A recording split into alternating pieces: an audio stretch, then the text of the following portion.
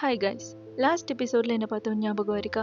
ஸ்கோபியஸும் ஆல்பஸும் time travel பண்ணிட்டே வந்துடுறாங்க. But வந்ததும் வராததுமா கையும் களவுமா ஹாரி கிட்ட மாட்டிக்கிறாங்க. பட் எப்படியோ டைம் டிராவல் பண்ணோம் அப்படின்றத மறைச்சிட்டாலும் ஆல்பஸ் அப்பாவை அங்க கண்டு அதிர்ச்சியில் அப்படியே மயங்கி விழுந்துடுறான். அவர் அப்படியே தூக்கிட்டு ஓடுறாரு. அதோட அந்த சாப்டர் முடிஞ்சிருக்கும்.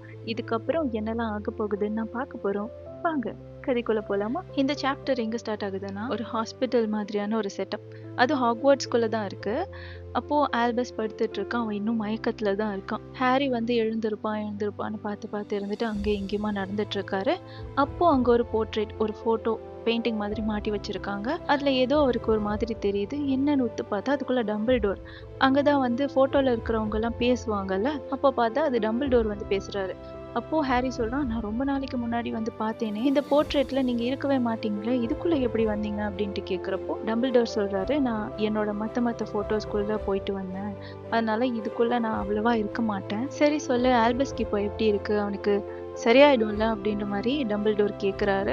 அதுக்கு ஹாரி பையனை திரும்பி பார்த்துட்டு சொல்றாரு, அவனுக்கு ஓகே ஆயிடும்ன்ற மாதிரி தான் டாக்டர் சொல்லியிருக்காங்க. ஆனா அவனோட கையில அடிபட்டிருக்கிற காயம் 20 வருஷத்துக்கு முன்னாடி இருந்தே இருக்கு அப்படின்ற மாதிரி சொன்னாங்க.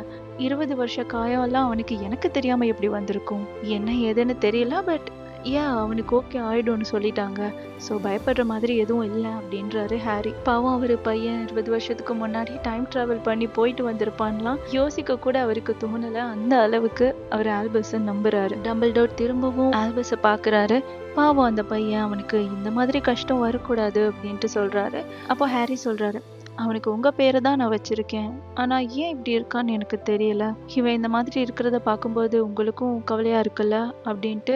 ஹாரி என்னடானா அவர் என்னத்தையும் நினைச்சு பேசுறாரு. அப்போ டம்பிள்டோர் சொல்றாரு, ஒரு விஷயத்த நல்லா புரிஞ்சுக்கோ, ஹாரி பாட்டரோட பையனா அவன் இருக்கான் அப்படின்ற ஒரே காரணத்துக்காக அவனுக்கு கஷ்டம் வரக்கூடாது, அவனுக்கு பெயினே இருக்கக்கூடாது, அவன் டாப்ல ஒரு லைஃப் தான் வாழணும்னு எந்த ஒரு அவசியமும் கிடையாது. இந்த வயசுல அனுபவிக்க வேண்டிய வலிகள் கஷ்டங்கள் வந்துதான் தீரும், அதை நம்மளால மாத்த முடியாதுன்றாரு. உடனே ஹாரிக்கு ஒரு மாதிரி ஆயிடுது. அவர் கேக்குறாரு, இப்போ என் பையன் கஷ்டப்படுறத நான் கையை கட்டிட்டு பார்த்துட்டு இருக்கணும்னு சொல்றீங்களா, என்னால முடியாதுன்றாரு. அதுக்கு டம்பிள்டோர் சொல்றாரு, இல்ல, உன்னை பார்த்துட்டு இருன்னு சொல்லல, வாழ்க்கையை எப்படி எதிர்நோக்கி கொண்டு போறதுன்னு அவனுக்கு ஒரு அப்பாவா நீ தான் சொல்லி கொடுக்கணும் அப்படின்னு சொல்றாரு. அப்படியே சொன்ன உடனே கேட்டுருவாங்க, இவர் சொல்லுன்னு சொல்றாரு. அது ஹாரிக்கும் தெரியும்ல. ஸோ ஹாரி சொல்றாரு, நான் சொன்னாலும் அவன் கேட்க மாட்டான், அதான் எங்க பிரச்சனையே அப்படின்ட்டு ஹாரி சொல்றப்போ டம்பிள்டோர் லைட்டா சிரிச்சிட்டு சொல்றாரு, நான் ஒரு போட்டோவா இருக்கலாம், ஆனா எங்களுக்குன்னு ஒரு பிளெஸிங்ஸ் இருக்கு, உனக்கு தெரியுமா? இந்த ஸ்கூல்ல ஹாக்வர்ட்ஸ் மொத்தத்துலயும் யாரு என்ன பேசுறாங்கன்னு முதற்கொண்டு எல்லாமே என் காதுக்கு வந்துடும். ஸோ நான் கேட்ட வரைக்கும் என்ன பிரச்சனைனா, நீ உன் பையனை ரொம்ப லவ் பண்ற, அவன் மேல ரொம்ப பாசம் வச்சிருக்க, ஆனா அது உனக்கு காட்ட தெரியல. அதனால எல்லாரும் அப்பாவுக்கும் பையனுக்கும் நடுவுல ஒரு நல்ல அண்டர்ஸ்டாண்டிங் இல்லைன்னு எல்லாரும் கவலைப்படுறாங்க. உனக்கே தெரியாம இந்த மாதிரி எல்லாம் பேசிட்டு இருக்காங்க, நீ நம்பலனாலும் அதான் நிஜம் ஹாரி அப்படின்றாரு. அண்டர்ஸ்டாண்டிங் எல்லாம் இல்லாம நாங்க இருக்கவே இல்லை அப்படின்னு அப்பவும் ஹாரி சொல்றாரு. அப்போ டம்பிள்டோர் சொல்றாரு, ஆல்பஸ்னா ஆல்பஸ் தான், நீ ஆல்பஸா அவனை பாரு, நீ அவன்கிட்ட வேற எதையும் எதிர்பார்த்துட்டு அது அவன் தரலன்னதும் நீ அவன் மேல கோவப்படுற, அது தப்பு. அவனால என்ன முடியுமோ அதுதான் அவன் கொடுப்பான், நீ அதை மட்டும் பாரு அப்படின்ட்டு அவரு நல்ல அட்வைஸா கொடுக்குறாரு. அப்ப ஹாரி திருப்பியும் ஏதோ கேட்க வரப்போ பின்னாடி இருந்து ஆல்பஸ் முழிச்சிடுறான். டேட் அப்படின்ட்டு கூப்பிடுறான். ஆல்பஸ் எழுந்ததும் டம்பிள்டோர் காணாம போயிடுறாரு. இப்போ ஹாரி ஆல்பஸ் பக்கத்துல வர்றாரு. டம்பிள்டோர் சொன்ன மாதிரியே பையனுக்கும் தனக்கும் நடுவுல இருக்கிற அந்த மிஸ் அண்டர்ஸ்டாண்டிங்க இல்லாம பண்ணிடணும்னு நினைச்சு பக்கத்துல போறாரு. அவர் ஒரு சாக்லேட் வச்சிருப்பாரு. ஸோ அதை கடிச்சிட்டு பையனுக்கு ஒரு பீஸ் கொடுக்குறாரு. அவனும் எதுவும் சொல்லலை, லைட்டாக எடுத்து சாப்பிட்றான். சாப்பிட்றப்போ ஹாரி கேட்குறாரு, உன் கை எப்படி இருக்கு, நல்லா இருக்கா அப்படின்ட்டு கேட்குறப்போ இவனும் கையை ஆட்டி பார்த்துட்டு இது ஓகே தான், நல்லா தான் இருக்குன்றான். அப்புறம் மெல்ல இவர் பேச்ச ஆரம்பிக்கிறாரு. நீ எங்க போன ஆல்பஸ் அப்படின்ட்டு கேட்குறாரு. இவனுக்கு இப்போ என்ன சொல்றதுன்னு தெரியல. திடீர்னு ஒரு பொய்ய மைண்டுக்குள்ள யோசிச்சுட்டு அவன் சொல்றான், இந்த மாதிரி ஹாக்வர்ட்ஸ்க்கு போய் மெஜிஷியனா விசார்டா இருக்க எனக்கு பிடிக்கல, ஸ்கோபியஸ்க்கும் அதே தான், அதனால நாங்க 2 பேரும் ஹாக்வர்ட்ஸை விட்டு வெளியில போயிட்டு மகிழ்ஸா, அதாவது சாதாரண மனுஷங்களா வாழ பார்த்தோம். பட் அது எங்களுக்கு செட் ஆகலன்னு தெரிஞ்சு போச்சு, எங்க டிசிஷன் தப்பு அப்படின்னு நாங்க புரிஞ்சுக்கிட்டோம். அதனால நாங்க திருப்பி வந்துட்டு இருந்தோம் ஹாக்வர்ட்ஸ்க்கே, அந்த வழியில தான் நீங்க எங்களை பாத்தீங்க அப்படின்ட்டு ஒரு பொய்யை அடிச்சு விடுறான். ஆனா அப்பவும் ஹாரி கேக்குறாரு, ஓடி போனதெல்லாம் ஓகே தான்டா, ஆனா எதுக்குடா டர்ம்ஸ்ட்ராங்கோட ட்ராப்ஸ் போட்டுட்டு போனீங்க அப்படின்ட்டு கேக்குறாரு. ஐயோ மண்டை மேல உள்ள கொண்டையை மறந்துட்டோமேன்னு அப்பதான் அவனும் அதை குனிஞ்சு பாக்குறான். அப்பா அதை பத்தியெல்லாம் கேட்காதீங்க, தப்பிச்சு போகும்போது எங்க ட்ரெஸ்லயா போக முடியும், கண்டுபிடிச்சிடுவாங்கல்ல, அதனால நாங்க ஒரு பிளான் பண்ணோம் அப்படின்ட்டு அதையும் சமாளிச்சிடுறான். ஹாரிக்கு ஒரு மாதிரி கவலையாயிடுது. நீ என்னாலதான் போனியா, என் பையனா இருக்க உனக்கு பிடிக்கலையா அப்படின்ட்டு ஒரு மாதிரி சோகமா கேக்குறாரு. இந்த டைம்ல ஆமா அப்படிதானே எனக்கு சொல்ல பிடிக்கல. அதனால அவன் என்ன பண்றான்னா, ஐயோ அப்படிலாம் எதுவும் இல்லப்பா, எங்களுக்கு ஹாக்வர்ட்ஸ் தான் பிடிக்கல, அதனாலதான் வெளியில போனோம் அப்படின்ட்டு போய் சொல்றான். அதுக்கப்புறம் ஹாரி சொல்றாரு, நான் கண்டுபிடிச்சிட்டேன், ஸ்கோபியஸ் அவன் தானே இதுக்கெல்லாம் காரணம், அவன் தானே உன்னை கூட்டிட்டு போனான், அவன் கூட சேராத அப்படின்றாரு.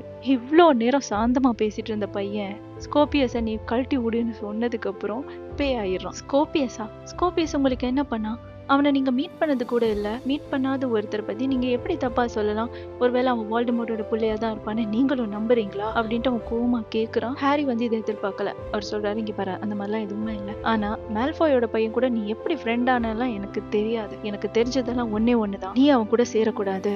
நான் காட்டுல ஒருத்தரை மீட் பண்ணேன், அவர் சொன்னாரு இந்த மாதிரி உன்னை சுத்தி ஒரு கருப்பு புகை இருக்கான், அது இருக்கிற வரைக்கும் உனக்கு ஏதாச்சும் கெட்டது நடந்துரும்னு எனக்கு பயமா இருக்கு, அந்த கெட்டது கண்டிப்பா ஸ்கோபியஸா தான் இருப்பான், நீ அவனை விட்டு தள்ளியே இரு அப்படின்றாரு. ஹாரி ஸ்கோபியஸை பத்தி இப்படி சொல்ல சொல்ல ஆல்பஸ்க்கு வெறி ஆகுது. அவன் சொல்றான், ஒரு வேளை நீங்க சொல்றதை நான் கேட்க மாட்டேன்னு சொன்னா அப்படின்ட்டு விதண்டாவாதமாவே பேசிட்டு இருக்கான். இப்போ ஹாரியோட அந்த அப்பா குணம் தலை தூக்குது. அவர் சொல்றாரு, ஓ அப்படியா, நீ இப்படி வந்தா நான் அப்படி வருவேன்ற மாதிரி, என்கிட்ட ஒரு மேப் இருக்கு ஞாபகம் இருக்கா, நீ எங்கெல்லாம் போற யாரு கூட எல்லாம் போறன்னு என்னால அதுல பார்க்க முடியும், நான் அந்த ப்ரொஃபசர் மெக்கானிக்கல் கிட்ட கொடுக்க போறேன், இன்னொரு தடவை நீ அந்த ஸ்கோபியஸ் கூட இருக்கிறத அவங்க பார்த்தாங்கன்னா உடனடியா அவங்க அங்க வந்துருவாங்க, அடுத்த நிமிஷமே என்கிட்ட சொல்லிடுவாங்க, அதுக்கப்புறம் நீ நினைச்ச மாதிரி ஹாக்வர்ட்ஸ்க்கு போக முடியாது, நீ வீட்டை விட்டு கூட வெளியில போக முடியாது, உன்னை அடைச்சு வச்சிருவேன், உனக்கு அதெல்லாம் வேணாம், அட்லீஸ்ட் இந்த சுதந்திரமாச்சும் வேணும் நீ நினைச்சன்னா ஒழுங்கா போயிட்டு படி, சொல்லி தரத கத்துக்கோ, நீ கிளாஸ் டைம் எல்லாம் முடிஞ்சதும் கிரிஃபிண்டோரோட காமன் ரூம் இருக்கு,